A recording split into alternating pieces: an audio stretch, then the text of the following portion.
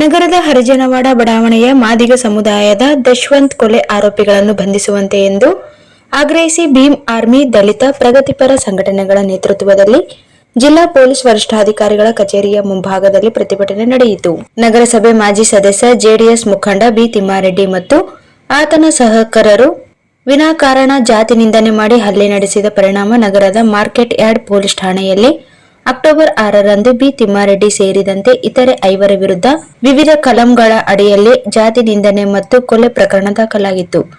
ಜಾಮೀನು ರಹಿತವಾದ ಗಂಭೀರ ಸ್ವರೂಪದ ಪ್ರಕರಣ ದಾಖಲಾಗಿ 2 ತಿಂಗಳು ಕಳೆದರೂ ಈವರೆಗೆ ಯಾವುದೇ ಆರೋಪಿಗಳನ್ನು ಬಂಧನ ಮಾಡಲಾಗಿಲ್ಲ ಎಂದು ಪ್ರತಿಭಟನಾಕಾರರು ಆಕ್ರೋಶ ವ್ಯಕ್ತಪಡಿಸಿದರು. ನ್ಯಾಯಕ್ಕಾಗಿ ಆಗ್ರಹಿಸಿ ಸುದ್ದಿಗೋಷ್ಠಿ ನಡೆಸಿದ ಸಂಘಟನೆಯ ಮುಖಂಡರಿಗೂ ಈ ಕೊಲೆ ಪ್ರಕರಣದ ಪ್ರಮುಖ ಆರೋಪಿ ಬೆದರಿಕೆ ಹಾಕಿದ್ದಾನೆ. ಈ ಆರೋಪಿಗಳ ವಿರುದ್ಧ ಈ ಮೊದಲು ಕೂಡ ಪ್ರಕರಣ ದಾಖಲಾಗಿರುತ್ತದೆ. ಈ ಆರೋಪಿಗಳ ವಿರುದ್ಧ ಮಾರ್ಕೆಟ್ ಯಾರ್ಡ್ ಪೊಲೀಸ್ ಠಾಣೆಯಲ್ಲಿ 4-5 ಪ್ರಕರಣಗಳು ದಾಖಲಾಗಿದೆ. ಕೆಲವರ ಮೇಲೆ ಗೂಂಡಾ ಪ್ರಕರಣ ಕೂಡ ದಾಖಲಾಗಿದೆ.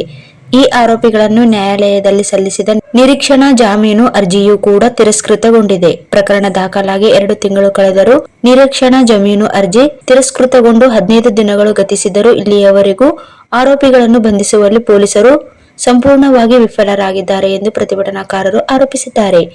ಕೂಡಲೇ ಕೊಲೆ ಪ್ರಕರಣದ ಆರೋಪಿಗಳನ್ನು ಬಂಧಿಸಿ ಅವರ ವಿರುದ್ಧ ಸೂಕ್ತ ಕಾನೂನು ಕ್ರಮಗಳನ್ನು ಕೈಗೊಳ್ಳಬೇಕು.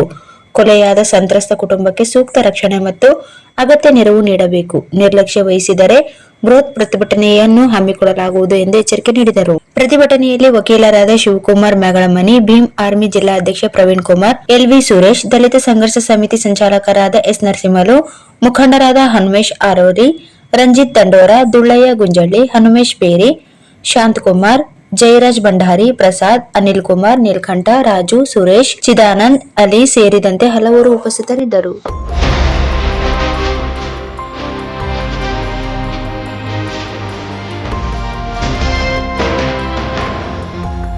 इस वीडियो को लाइक करें, हमारे चैनल को सब्सक्राइब करें और बेल आइकन जरूर प्रेस करें हमारी न्यू वीडियो सबसे पहले देखने के लिए।